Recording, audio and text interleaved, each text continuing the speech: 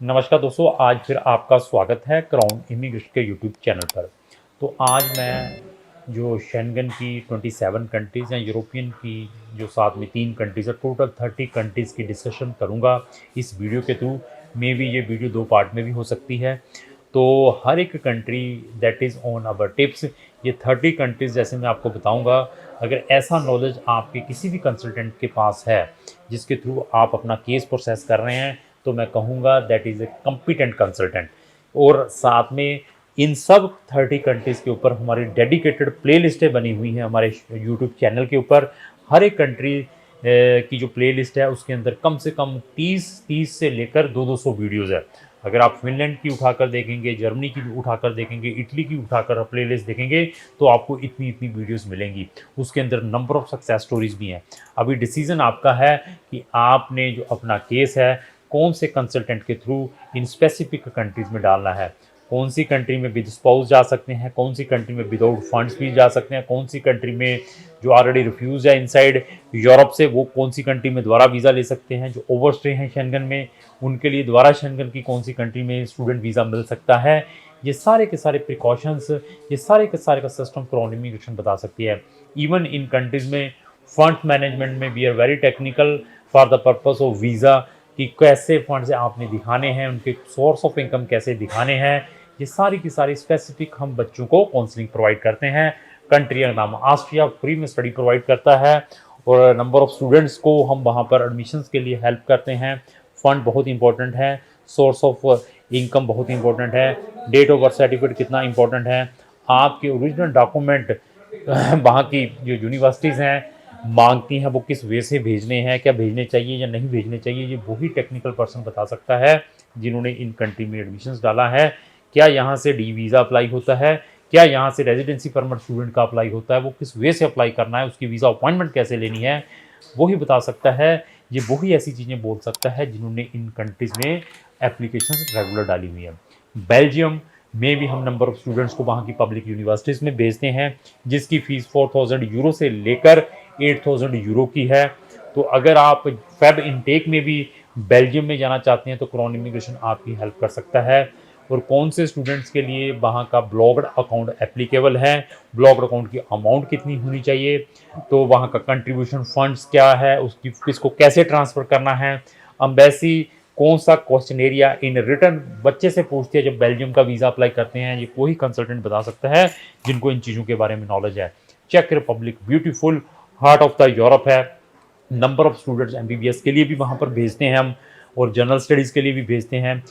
Feb intake में बहुत exceptional options होते हैं। जो सितंबर अगस्त इनटेक है दैट इज़ वेरी इंपॉर्टेंट। आपकी पुलिस क्लियरेंस सर्टिफिकेट कहाँ से अपोस्टल होना चाहिए और कहाँ से ट्रांसलेटेड होना चाहिए जब आपने अपनी चेक की एम्बेसी फाइल एम्बेसी के अंदर डालनी है। और चेक में अपॉइंटमेंट लेना कितना डिफ़िकल्ट है स्टूडेंट्स के लिए, उसके क्या प्रोविज़न्स हैं, क्या आपकी यूनिवर्सिटीज़ भी हेल्प करती है अपॉइंटमेंट के लिए, ये वही बता सकता है जिनको इन चीज़ों के बारे में नॉलेज है। क्रोएशिया जो कि रिसेंटली शेंगन के साथ ज्वाइन किया है, और फीसें भी वहाँ पर 3000 यूरो से भी स्टार्ट है, 6000 यूरो की भी है, एमबीबीएस भी वहाँ पर है। वहाँ पर आपने अपनी नोटिफिकेशन कैसे करनी है, जिसको रिकॉग्नाइजेशन कहते हैं, कौन सी यूनिवर्सिटीज़ इन चीज़ों को मांगती हैं, ये वही बता सकता है जिनको इन चीज़ों के बारे में नॉलेज है।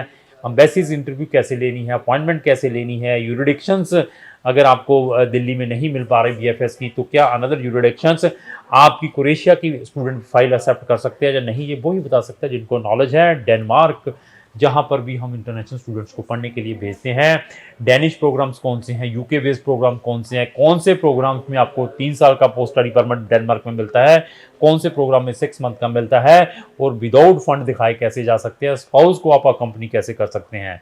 इस्टोनिया में भी नंबर ऑफ स्टूडेंट्स को भेजते हैं, पीएचडी फ्री ऑफ कॉस्ट कर सकते हैं, साथ में स्टाइपेंड है 800 यूरो से 1200 यूरो तक का। बट अगेन डिपेंड है कि आपके कंसल्टेंट को कितना नॉलेज है। एम्बेसीज की अपॉइंटमेंट कैसे लेनी है, यहाँ से अपना रेजिडेंसी परमिट इस्टोनिया का कैसे अप्लाई करना है, और फंड्स के लिए इस्टोनिया एम्बेसी कितनी स्पेसिफिक है, और साथ में सोर्स ऑफ इनकम कैसे दिखाना है। फिनलैंड में नंबर ऑफ स्टूडेंट्स को भेजते हैं, ज्वाइंट एंट्रेंस एग्ज़ाम क्या है, डायरेक्ट एप्लीकेशंस क्या है, मास्टर में कैसे एडमिशन, पीजी डिप्लोमा क्या है, इवन वोकेशनल फ्री क्या है, पेड क्या है, इवन टीचर ट्रेनिंग क्या है, ये सारी की सारी इंफॉर्मेशन, अपनी स्पाउस को कैसे ले जा सकते हैं, फंड्स कहाँ से दिखा सकते हैं, मिगरी क्या है, वहाँ पर अपॉइंटमेंट कैसे लेनी है, ये वही बता सकता है जिनको इन चीज़ों के बारे में नॉलेज है। फ्रांस में we are exclusively dealing with the public universities. If you have a good profile check करने के बाद वी कैन सुजेस्ट कि आपको फ्रांस में कौन सी पब्लिक यूनिवर्सिटीज़ में इजीली एडमिशन मिल सकता है। डैप क्या है, रिकॉग्नाइजेशन प्रोसेस क्या है 12th वाले स्टूडेंट्स का, ये वही बता सकता है जिन्होंने इन कंट्रीज में नंबर ऑफ केसेस को डाला है। जर्मनी में नंबर ऑफ स्टूडेंट्स को पढ़ने के लिए भेजते हैं, इंटायर फ्री स्टडी है, लेकिन वहाँ की एक आधी पब्लिक यूनिवर्सिटी ने फीस भी इंट्रोड्यूस कर दी है। ब्लॉग अकाउंट कैसे दिखाना है, वीज़ा अपॉइंटमेंट क्या है, जूनियर असिस्ट क्या है, एपीएस क्या है, टेस्ट क्या है, ये सारी की सारी इंफॉर्मेशन क्राउन इमिग्रेशन की टिप्स के ऊपर है। तो इसी तरीके से ग्रीस को अवॉइड करता हूं, पब्लिक यूनिवर्सिटीज़ में डालें, बहुत अच्छा सक्सेस रेट है इंस्टेड ऑफ प्राइवेट यूनिवर्सिटीज़ में।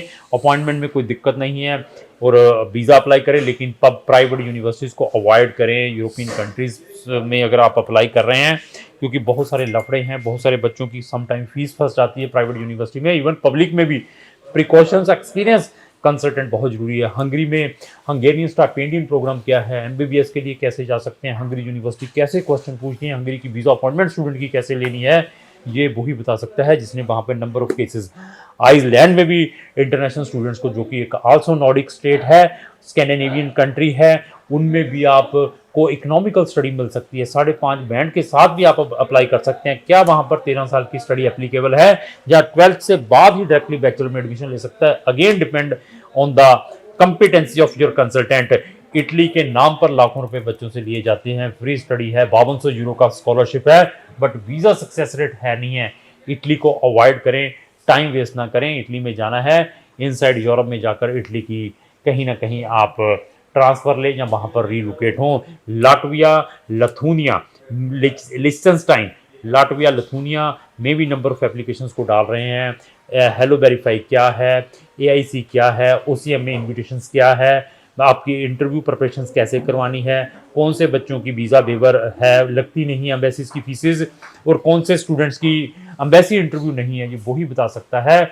अगर आपका कल लथूनिया का वीज़ा, लाटविया का वीज़ा रिफ्यूज़ होता है तो अपील कैसे डालनी है, अपील डालने का बेनिफिट कौन से केसेस को है, तो उसमें डिसीजन में कितना टाइम लगता है। लथूनिया में भी नंबर ऑफ स्टूडेंट्स को डालते हैं। मिगरी में कैसे अभी जो रिसेंटली इंट्रोड्यूस किया है, रेजिडेंसीज अप्लाई करनी है, फंड्स किस वे से दिखाने हैं। लिechtenstein छोटी सी कंट्री है, एक ही यूनिवर्सिटी है, वहाँ की फीस भी 3-4 हज़ार यूरो से लेकर 6000 यूरो की है, वहाँ पर भी नंबर ऑफ स्टूडेंट्स को डालते हैं। लग्जमबर्ग की एक पब्लिक यूनिवर्सिटी है, यूनिवर्सिटी ऑफ लग्जमबर्ग, उसके अलावा प्राइवेट यूनिवर्सिटी है जिनकी फीस 10,000 यूरो से स्टार्ट होकर 25,000 यूरो की है। लग्जमबर्ग यूनिवर्सिटी की फीस फ्री टाइप की है, 200-400-500 यूरो की है। माल्टा को अवॉइड करता हूं, वहां पर अपने केसेस ना डालें, otherwise you will waste your time and money. Netherland के अंदर भी नंबर ऑफ स्टूडेंट्स को हम पढ़ने के लिए भेजते हैं, वेरी एक्सपेंसिव कंट्री है, 9,000 यूरो से लेकर 12,000 यूरो की फीस है। आपके पास आइल्स मैंडेटरी है 6 बैंड, ब्लॉग अकाउंट की रिक्वायरमेंट भी है 9500 यूरो की। इवन मास्टर वाले स्टूडेंट के लिए 6.5 प्लस 2 ईयर एक्सपीरियंस भी चाहिए। हर एक स्ट्रीम में आपको नीदरलैंड में भी मिल सकता है। नॉर्वे में डालना है तो स्टूडेंट डिपॉजिट क्या है, जिसको हम ब्लॉक अकाउंट या जीआईसी कहते हैं, कितना होना चाहिए, स्पाउस को कैसे आप नॉर्वे में ले जा सकते हैं, कितने इनटेक हैं, प्रोफाइल देखने के बाद क्राउन इमिग्रेशन आपको बता सकता है। पोलैंड को अवॉइड करता हूं कि पोलैंड में डालने का फ़ायदा नहीं है, क्योंकि वीज़ा सक्सेस रेट इतना अच्छा नहीं है, बहुत सारे लफड़े हैं, वीज़ा अपॉइंटमेंट नहीं समटाइम्स मिलती, प्राइवेट यूनिवर्सिटीज़ में बच्चों की फ़ीस भी वहाँ पर फंस जाती है। प्रिकॉशंस, पुर्तगाल के अंदर भी पब्लिक यूनिवर्सिटीज़ हैं, 3-3 हज़ार यूरो की फ़ीस है, 4-4 हज़ार यूरो की फ़ीस है। हर एक स्ट्रीम में मास्टर में प्रोग्राम इजी है इंस्टेड ऑफ बैचलर। बैचलर में भी हम हेल्प करते हैं अगर बच्चे की अप्रोप्रिएट प्रोफाइल है। स्लोवाकिया, स्लोवेनिया एंड स्वेन में भी नंबर ऑफ स्टूडेंट्स को पढ़ने के लिए भेजते हैं। क्या प्रिकॉशंस लेने हैं, फंड्स कहाँ पर इंपॉर्टेंट है, कौन सी कंट्री बच्चों की फीस रिफंड नहीं करती, स्लोवेनिया जैसी आफ्टर रिफ्यूजल। स्लोवाकिया में डॉक्यूमेंटेशन पार्ट कितना इंपॉर्टेंट है, आइदर वो पीसीसी है, आपका बैंक स्टेटमेंट है, वो कौन से ऑथराइज ट्रांसलेटर से आपने वो डॉक्यूमेंट ट्रांसलेशन करवाने हैं, अगेन डिपेंड कि आपका कंसल्टेंट कैसा है। स्वीडन के अंदर भी नंबर ऑफ एप्लीकेशंस डालते हैं। आइल्स मैंडेटरी है, 6.5 से कम नहीं होना चाहिए, 61 प्लस आपका पीटी है तो स्वीडन में भी आप अप्लाई कर सकते हैं। उनके भी 2 इनटेक हैं और उसका वीज़ा सक्सेस रेट भी कंपेरेटिवली अच्छा है। बट स्पाउस के साथ डालते हैं तो स्वीडन में आपने क्या प्रिकॉशंस लेने हैं। Switzerland may be same procedure है जो ऑस्ट्रिया का है, जो जर्मनी का है, 13 साल सिस्टम क्या है, 13 साल कैसे अपने डालना है। फ्रेंच B1 तक आती है तो कितना ईजी है, B1 तक आपको जर्मन लैंग्वेज आती है तो फिर आपके लिए एडमिशन लेना कितना ईजी है। इंग्लिश टॉट में जाना है तो आपके पास कितने आयल्स होने चाहिए। फंड स्विट्जरलैंड के लिए कितने इंपॉर्टेंट है अगर आप वहां की पब्लिक यूनिवर्सिटीज में जा रहे हैं जिनकी फीस 4000 यूरो से लेकर 6000 यूरो की है, इंस्टेड ऑफ वहां के प्राइवेट कॉलेजेस या यूनिवर्सिटीज में जो बच्चे जाते हैं 20-20 हजार यूरो से लेकर 30-30 हजार यूरो देते हैं। ये भी आप सेव कर सकते हैं। ये 27 कंट्रीज जैसे मैंने बोली है, अगर आपका कंसल्टेंट ऐसे बोल के भी बता दे, मैं कहूंगा कि उसके थ्रू जाएं। फिर आएंगे बुल्गारिया, रोमानिया और क्रोएशिया जो कि यूरोपियन कंट्रीज हैं, और इनका बेनिफिट क्या है, रोमानिया बुल्गारिया दिसंबर या जैन के अंदर may be they will join with Schengen, और बहुत ही इकोनॉमिकल फीसेज हैं, 2500 यूरो 3000 यूरो यहाँ तक की इनकी फीसेज हैं। बट प्रिकॉशंस बहुत इंपॉर्टेंट है। साइप्रस को अवॉइड करना है, ना पोस्ट स्टडी परमिट है, ना वहां पर वर्क पार्ट टाइम वर्क कर सकता है, छोटी सी कंट्री है, ना इधर से उधर ट्रैवल कर सकते हैं, ऐसी कंट्रीज को अवॉइड करें। ये 30 कंट्रीज की इंफॉर्मेशन मैंने आपको इस वीडियो में बता दी है, और हमारे चैनल पर जाकर हर एक कंट्री के ऊपर हमारे प्लेलिस्ट में चेक करें, उसके बाद डिसीजन लें। तो लास्ट में मेरी यही रिक्वेस्ट है, अगर आपको जो मेरी वीडियो लाइक एंड शेयर करना, थैंक यू।